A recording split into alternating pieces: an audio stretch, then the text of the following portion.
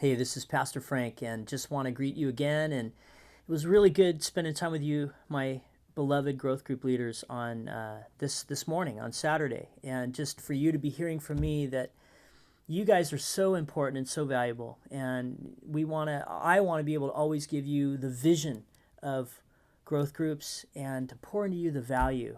You are so important and so valuable to this church and what God is doing in this church.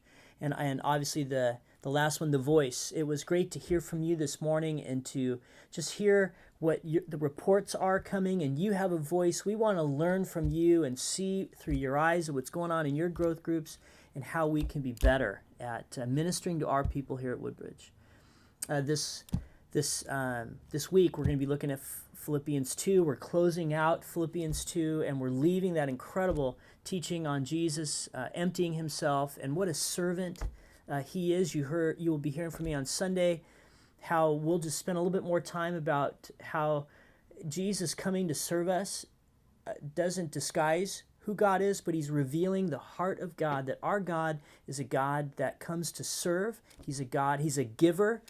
He's a God that gives and forgives, and he comes to serve us. Ponder that as the nature of who God is and the heart of God. And in your growth groups, I hope that you guys will talk about that, like how our God is a God that serves. We leave in the text on Sunday, we cruise into a really, I think, an incredible character in the book of Philippians.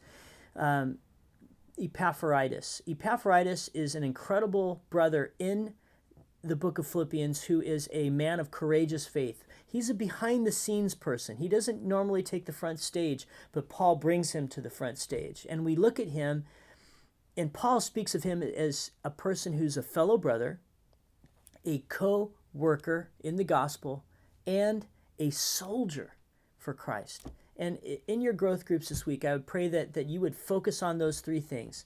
Asking people in your growth group, when did you become a fellow believer? When did that happen for you? When did you become a co-worker? When was the time when you began serving Christ? A co-worker in the ministry, a servant, as Christ is a servant. We're serving in the church. When did you begin serving? And let people share stories about how they began to serve in the church, or maybe they haven't served yet and they're being challenged. Friends, the last one is a beautiful one, a soldier. When we are able to take risks for Christ, when we are putting ourselves in danger for the cause of Christ, is there people in our church that are doing this to cross that line and to be up